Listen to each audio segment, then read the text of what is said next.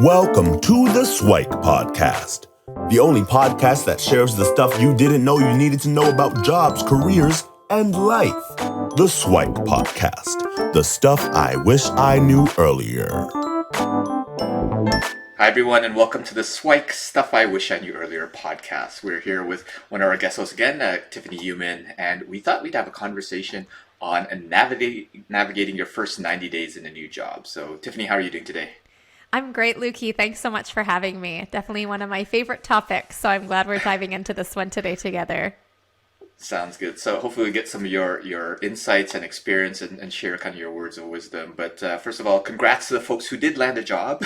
Because if you're listening to this podcast, hopefully it's because you went through the whole job search process and you landed something.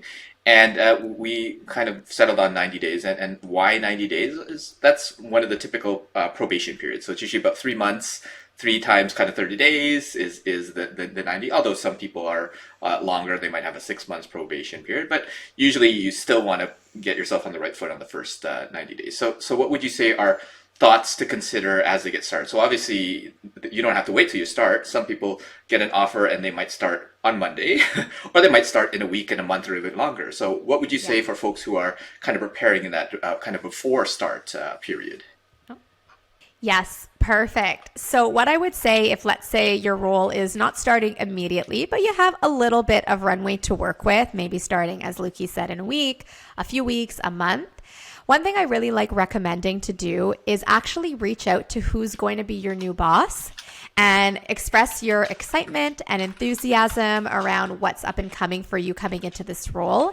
And you could even suggest if they have anything they'd like to already share with you or offer you to get you up and running so that when you do start from day one, you're going to be able to really hit go right away. That's a really nice gesture. It shows a great level of commitment and enthusiasm going into the role from your boss's standpoint and can help you get a little bit of a leg up so that it doesn't come to day one and you're overwhelmed or taking in a lot of things at one point. It's going to give you a little bit of that prep work that will really facilitate a smoother onboarding in your first week of work. For sure. So I would have folks that maybe you are starting like on Monday, you only have a weekend, so you may not have a lot of time to actually read up, or they might not even have anything to provide you. Obviously, if you have a whole week or a whole month or even longer, then you have a little bit more prep time.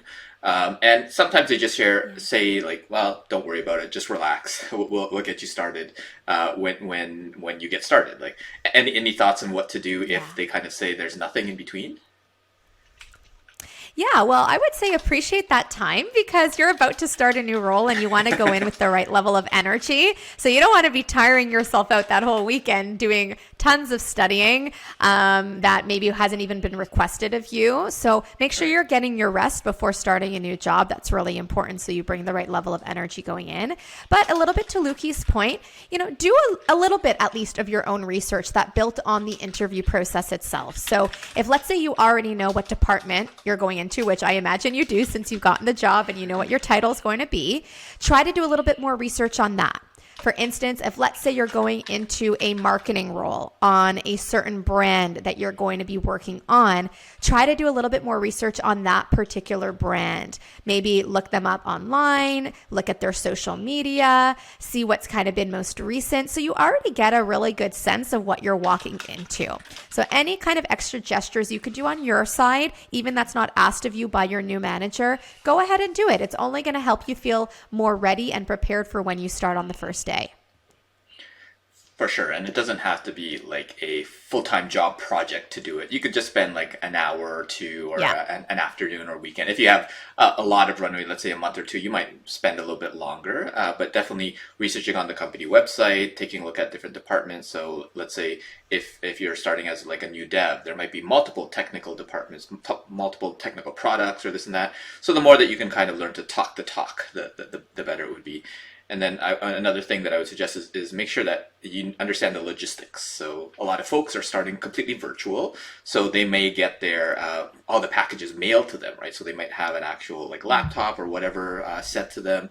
And then some people are going back in office where and sometimes it's the first week or whatever of orientation where you have to know where it is, how long it takes you to get there, whether you're taking transit or driving or whatever it is. You want to make sure that you have all that underway first. So yeah, make sure you're prepared with all of that as well. Yeah, 100%. And if ever, to Luki's point, that you're only learning about that on day one, those are really good things to ask about sooner than later so that you're not waiting days and days to get more of the technical setup. That's going to help you do the role that you've been signed in for. For sure, yeah. So some companies might onboard you where you get your package on day one. Sometimes you get it a week or advance. It all depends. So don't be too stressed if you're starting on Monday and you haven't yet received the package. Sometimes it does take some time, and sometimes they'll give you different sort of things. So don't be too stressed on that. So we are prepping as much as we can and hopefully resting and not stressing ourselves as much, being excited about the new opportunity that waits. What would you say you do on kind of day one, the first day that you get started? Yeah. Well, I would say definitely a lot of listening. A lot of listening. Pretty much your whole first week, but especially day one, you're going to be like a sponge, right? There's going to be likely a lot of information coming your way, and try not to get too overwhelmed by that. Your boss might be excited to have you on board. Maybe he or she wants to immediately introduce you to your team members, whether in person or virtually. So follow their lead. Hopefully you're also getting some good FaceTime in with your boss on that first day to get a good sense of expectations and even possibly what your objectives are going to be in this new role.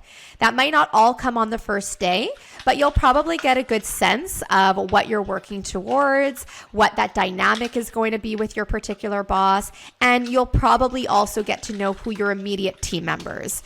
That's really important, right? Because you might not just be working siloed. You likely be working with other people within your immediate team. So to get a good sense of who they are, what they handle, what you handle, how that correlates with one another is going to help you get a better sense of where you fit into the bigger picture within the new department. Sounds good. And keep in mind that different companies, usually of different sizes, have different ways to start people. So some of them have like a very formal orientation where you might have like a big room, even auditorium of folks that are starting on the same day, depending on the size of the company. Yes. Some of the smaller companies will be less formal, where you just might say, hey, sit beside this person for the first week and just shadow them, or you figure stuff out and just ask them if you have any questions, that sort of thing. So it'll be varying degrees of kind of complexity, sophistication, and all that sort of stuff, and formality as well. So make sure that, as Tiffany said, make sure you're asking lots of questions. And I think some of the important things is starting to get to know the team, getting to understand kind of the words and lingo that everybody uses, because oftentimes with many companies, there's tons of acronyms that are thrown in. Sometimes the acronym that might be actually different than what they use in another company. So that's often a good thing. And you probably want a notebook / Google Doc or Word Doc or whatever that's taking some of these, because you'll probably forget. And then I think you mentioned that maybe not on the first day, but the first week, definitely get some FaceTime with your boss. I think that is definitely useful advice. What other guidance would you have for that kind of first day, first week? Yeah. So a few others to build on your points, Luki, which are great. Try to get a sense of what your integration plan looks like, right? And who's leading that integration plan. For instance, maybe your boss has already set up integrations for you and the people that you're going to be working most closely with. Or maybe they're counting on you to set up those meetings for yourself. So you want to get really clear of who should you be speaking with in this first day to week. Are you the one taking the lead on booking those intro meetings together? Is your boss taking the lead on that, etc.?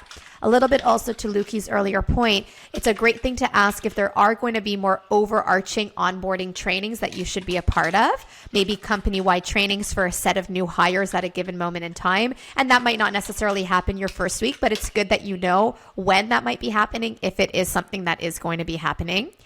And you're also going to want to get a good sense within that first week in speaking with your boss. What are those key milestones or objectives that you're being evaluated against to measure your success in this role? And obviously, you're not going to act on all of that as of week one, but it's really important that you know, hey, over the course of the next, not just 90 days, but over the course of the next 6 months to a year, what are those measurements for success? What are those key performance indicators? So you've got a really good set of parameters to work within to know where you should focus your time and energy.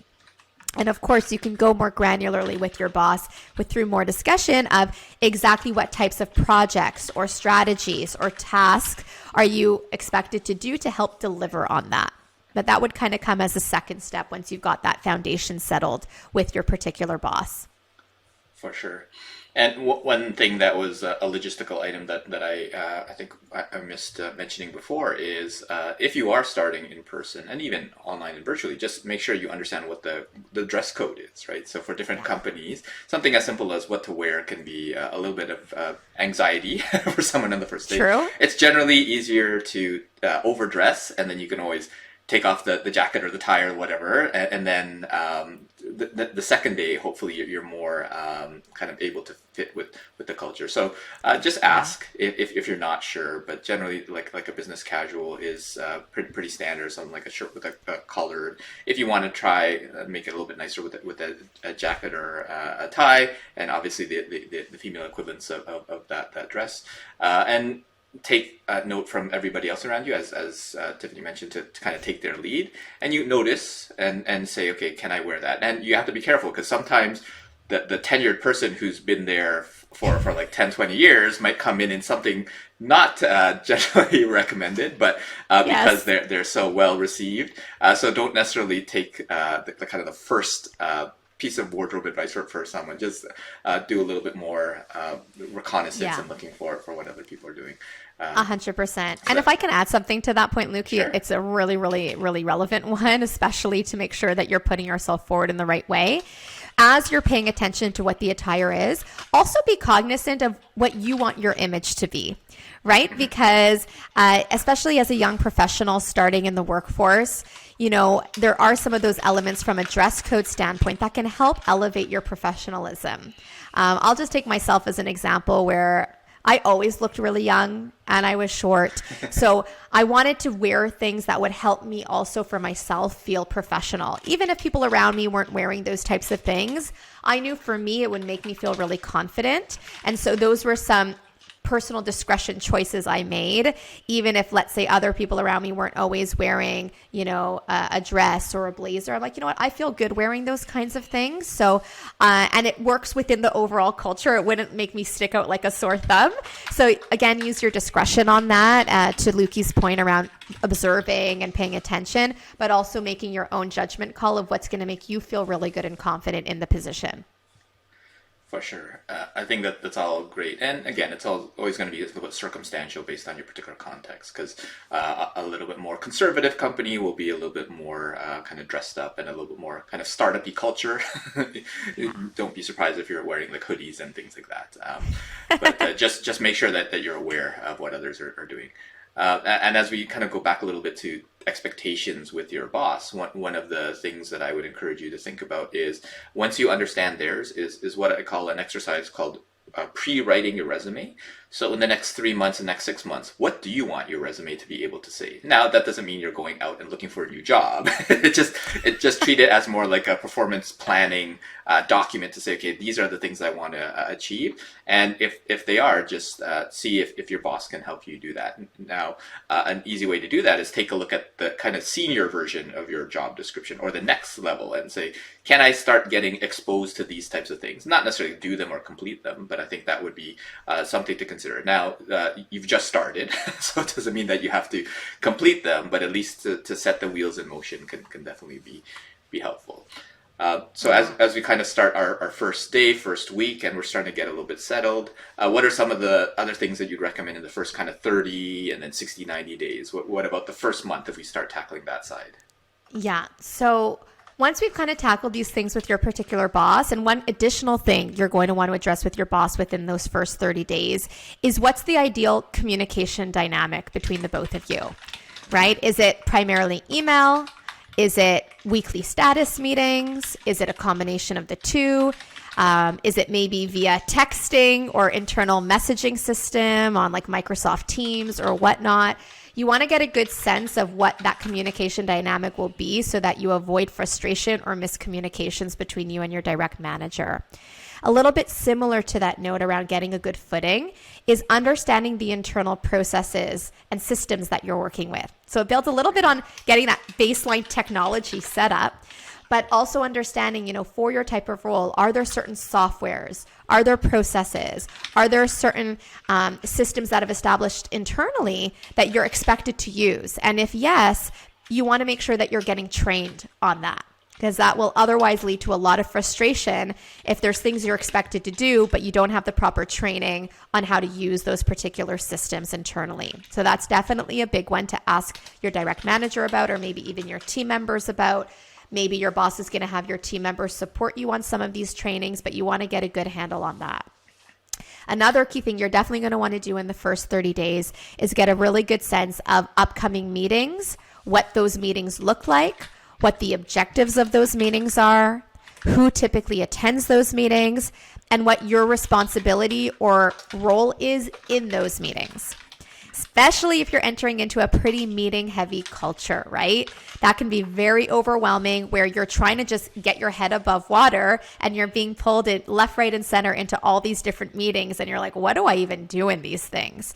So to ask those questions proactively is really going to help you. There might be several that you have no active role in just yet, but at least you're going to know that, and it's going to alleviate any anxiety that you would have otherwise had by not even asking those kinds of questions.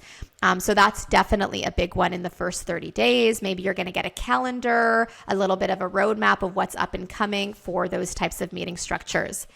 And maybe as a final point in those first 30 days, you're likely not just going to want to integrate with your immediate team members, but also have a bit of an integration plan set for your support team members. So other people outside of your immediate team who you're likely going to be collaborating with on a regular basis, who are supporting you in the work that you're expected to do and deliver on. So those are the questions you could also ask your boss or your team members of who should I maybe be additionally meeting with, who are people that are going to need things from me, and vice versa, so that I can understand how our relationships kind of coincide with one another. That's going to be really helpful once again. So you're not just understanding your role in that, but you're also building those relationships early enough on. And this is particularly important if you're in a virtual setting where you're not physically in the same office as them.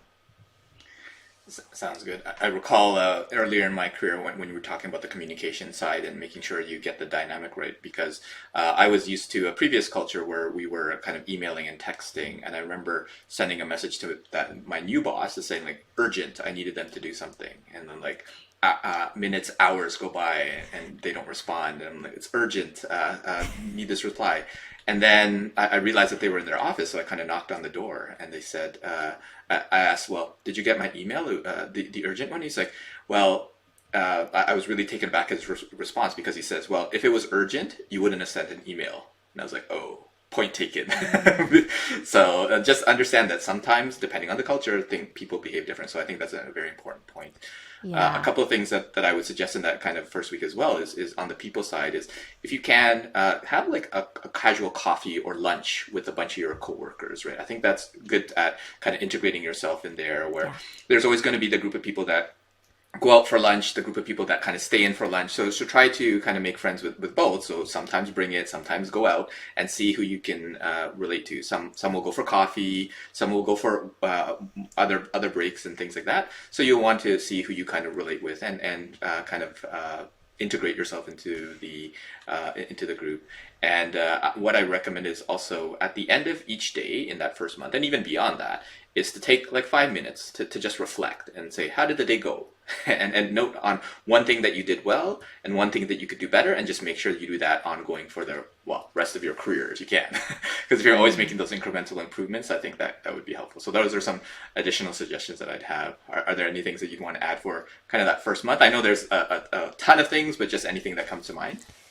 Yeah, I would say, getting a good sense of the company's values and how they are translating in how you show up in your work. So for instance, this might tie a little bit with the objectives that you have, but if there's certain values that the company really emphasizes, you're probably going to want to know what those are if you haven't already learned what those are, and make sure you're integrating that in how you show up at work. So as an example, if let's say your company really values an entrepreneurial mindset, well, that would likely translate in showing initiative, showing a good level of ownership of your work, those kinds of things.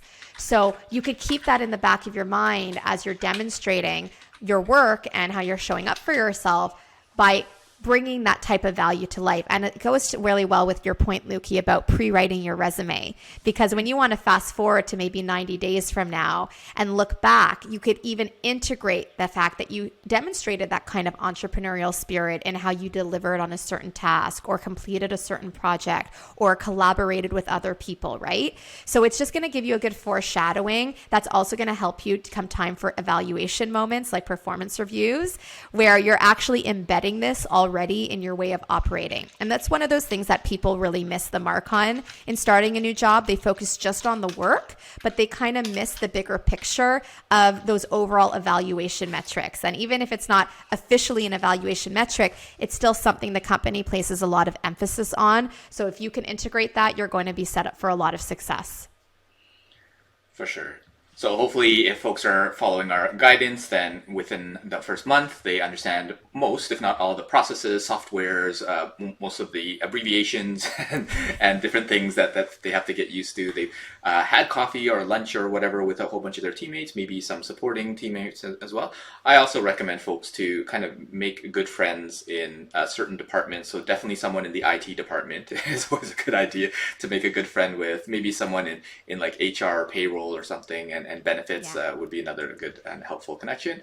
If for whatever reason you need someone in like the legal department or any other big ones, just so that you're making connections, not just in your immediate area.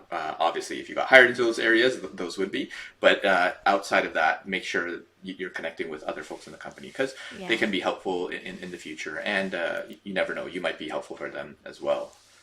100%. And even on that, Luke, if I can add a quick point that you made me think of as well, is see if you can have an internal buddy. Sometimes companies offer internal buddy systems as you're entering as a new hire. They might automatically set you up with someone who's been there a little bit longer than you, but is likely more of a peer. Maybe someone who's somewhat more senior, but within a similar type of team or role as you are. And if that's not provided, you could always ask, is it possible to maybe buddy me up with someone? And this is someone that's not your boss and maybe not even your direct coworker, but someone that you can go to for more of those informalized questions that you have that you don't want to bother your boss about every single day, but are things you kind of need to know and can learn from someone who's maybe been there a little bit longer than you, who can take you under their wing and show you the ropes a little bit. So it's not necessarily things about the work itself, but maybe more on like the culture, how things go, maybe how the lunch works, right? Do you go at a certain time? Are there certain tables you should sit at if it's in a physical environment? Is there a coffee bar? If yes, what are good times to go for that? Like these types of questions that you're obviously not going to burden your boss with, but are probably important for you to set up a good precedent for yourself in those first weeks and month in the role. For sure, yeah. Having someone that's been there, done that, and you can learn from, and hopefully when you are now settled in, you can kind of return that favor for someone else later on. So as someone has gone through like the first 30 days, what should folks start thinking about in their next the next 30, in their 60 and then the 90-day plans? What would you suggest on those parts? Yeah. So really as of the 60-day mark, you want to start shifting into action.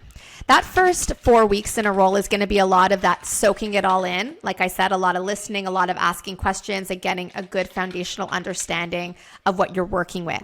By the 30 to 60 day mark, now you want to start really taking a fuller speed ahead type of approach on actually actioning what you're expected to do so you can start driving some of those results. So you might not have it fully grasped up to now because those first 3 months typically is a typical learning curve. But at least you're going to have a sense of, okay, now I kind of get a good sense of how to do this on my own. And you're going to want to start showing up in that way where you're driving some of those results tied to your individual objectives or how you're being evaluated, or pre-writing your resume, as Lukey was explaining earlier. You might also want to to take a more active stance in meetings, right? That first month, if you were pulled into meetings, maybe it was a lot about listening, observing, intaking. Now you might be in a position where you could actually contribute a little bit more. So that would be a good moment to start showcasing your voice, bringing forward your value. And an important reminder for all of our young professionals, just because you are a new hire, please do not discount the value that you're bringing into this role. You're always going to be surrounded by more experienced people, but you are hired into the role for a reason. And please believe in yourself to showcase the value that you bring. Share ideas. Ask questions, bring recommendations forward so that your boss, your team members, and maybe even senior leaders, if you're exposed to them early on, get a good sense of your critical thinking, how you are considering certain decisions, the rationale that you're bringing. I would also say in that 30 to 60 day mark, you'll probably want to have more integration meetings with some broader team members, and ideally ones that have been with the company for a long period of time.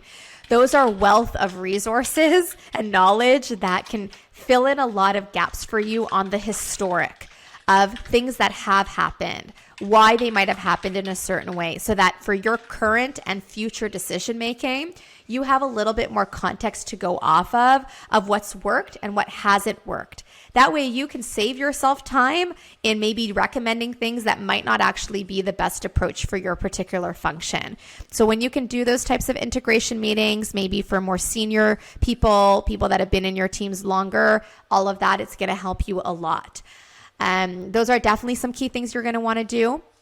And I would also regroup with your boss, maybe after that 30-day mark, just as a really quick touch base to see if you're on the right track, if there's any new things they want you to start focusing on now in that next 30 days. That way you've got a really good and constant pulse of how they're measuring success for you once again. You don't want to wait months and months to go by when there's things you could have already been doing that will have helped you in the progression of your role.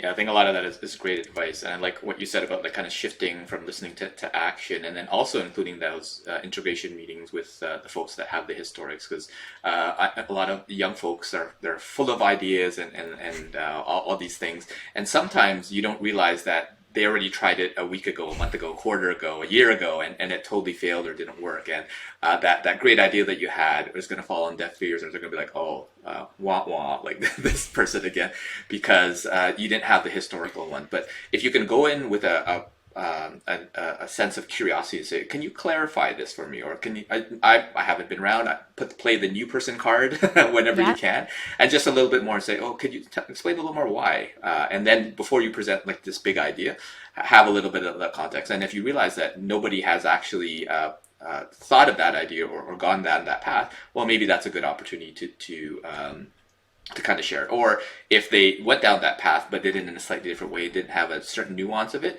then you might want to bring it up, but you don't necessarily want to like kind of open up old wounds, so to speak, for folks that might have gone through some challenging times and then have to revisit it based on the ideal of the new girl, new guy, that sort of thing. Yeah. I like what you said about like regrouping with your boss as well, and ideally you're having those regular touch points as well. So whether it's a monthly, ideally even weekly, because I know a lot of companies are switching more to that kind of agile environment. So some even daily, right? And that's probably only like a 5-10 minute touch point. But the more that you can kind of connect with your boss to let them know what you're doing, and then what you're doing now, what you have done, what you will be doing, and then making sure that they're able to share any opportunities for improvement, I think that would be really great. So lots of great guidance in there. Any other thoughts for kind of the 60, 90 days? Yeah, so the 60 to 90 days, what I would honestly want you to also be doing is active listening and pairing that with the action that you're taking. What I mean by this is by the end of the 90 days, I like to recommend what I call kind of a diagnostic action plan, meaning that you're going to have taken in a lot of information. You're going to have met a lot of people, and you're probably going to have picked up on things that could be improved. And you don't want to bring those improvements too early on, because a little to Lukey's point he just made, you are still new And you don't want to come off as the know-it-all that is just jumping into new recommendations without having done your due diligence. But by around that 60 to 90 day mark, you're probably getting a much better sense of, okay, no, this is a legitimate opportunity area, or these are things that maybe could be improved, or these are recommendations I think will help me moving forward in this area of my role. And so by the end of that 90 days, you almost want to present this plan back to your boss in a way that's going to recap some of the things that you've been doing already and some areas that can be almost used as brainstorming together with your boss on what you would recommend moving forward to help improve in a certain area. And the beauty of doing something like this is you can integrate feedback, insight that you've gained from the people that you've spoken to, so that if you do end up moving forward with the recommendation and you get the buy-in from your boss and you present that back, those people are going to feel really well heard, because you're not just making a one-sided decision. You're making a decision that's factored in other people's viewpoints and feedback that's going to help everybody in a really strong way. So that's definitely something I recommend implementing at that 90-day mark. Of it's almost like a reflection of what you've gathered, pairing on some of the actions and steps you've taken already, but also being a little bit more future looking and future oriented around what can we do from here? What can I do from here that's gathering on and taking into account these insights that I've gained for myself through those conversations, through that active listening and asking the right questions along the way. Yeah, I think a lot of great points in there. And one thing that came to mind for me is as you're having the discussions with your boss, take a minute to understand what their priorities are as well, because you want to make sure that your priorities align with theirs because you're part of their group, part of their organization. And really, if you take a look at your job description, what's not written in there is the first bullet point should say your first task is to make your boss look good, right? Is essentially what it is. So you don't want to be that, like Tiffany mentioned, like that know-it-all that's trying to kind of take over, become CEO, that sort of thing. One of the key points of responsibility for you is to make your boss look good, right? So if you can do that, then everybody kind of grows together, they might not be able to support you in that, but at least then you kind of understand kind of where your path is. So if you can kind of align yourself with their goals and kind of elevate them, I think is a very important thing. And hopefully that'll get you through that first 90 days past probation and able to kind of take a bit of a breather to know that you're now full-time and permanent. Yeah, absolutely. Solid point there. I couldn't agree more. And chances are the priorities that your boss is sharing also line up with the bigger priorities of your department or division. So that's really good to know too, so that what you're working on actually contributes to the bigger picture and might also allow you to have more exposure and visibility along the way. For sure. And that's a key to kind of sustainable work, because if you understand your impact to the broader organization, that just helps you overall versus I'm just doing this stuff and I have no idea how I'm contributing. People don't tend to do well in those types of roles. So the more that you understand your impact on the organization, the clients, and that really helps. So so it sounds like we got some good feedback where like the first kind of day or so, well, get some of the logistical stuff down there, listen a lot and kind of take cues from other folks, then really integrate yourself with your boss, with the other groups, and then take the first kind of month to listen. And then as you get to kind of 60, 90 days, this is when you start putting your action after you've done your reconnaissance and understand a little bit more about, well, okay, yeah, this is what could possibly work in this area, and I've done my due diligence. I think that's great. And obviously this is for kind of a full-time role. So if any of you are taking this to start your co-op, well, your co-op's basically done after 90 days. So you need to kind of accelerate the timelines by a few factors in order to make sure that you're successful. So that's probably your first month instead of your first 90 days. It's probably what you'd want to go through if you're in that situation. But is there any other SIWIKE or any other things that you'd want to suggest to folks who are in kind of the new roles in a full-time role? Yeah. Well, if I may even just add something quickly on the co-op part, what could be really helpful to keep in mind, since it is typically a 3-month stage, is even towards the end of that 90-day mark, you might want to have some active conversations with your boss around what you could be doing to also solidify a full-time position. Maybe it won't be right away if, let's say, you're going back to school, fine. You're not going to start full time. But if you want to maybe work there full time once you graduate, or maybe you don't have school to go back to and you really want to turn this more contract or internship opportunity into a full-time role, those are really important questions to ask, because there's going to be some evaluation criteria that's taken into account whether they keep you or not. And you really want to equip yourself with that kind of insight sooner than later, so that by the time that term is up, you can make a really good case to become full-time, whether immediately or in the future. Just coming back to your point, Lukey, around any other stuff I wish I knew earlier as a full-time new hire, a big one is be very aware of your surroundings, build those relationships early on, trust in yourself, be confident. I know it's really easy to not be confident in a new role, being surrounded by a lot of impressive people, having a lot of expectations on your shoulders. And of course, that transition from school to work is no small feat, right? There's a lot more than just doing good work that's going to make a difference in your progression.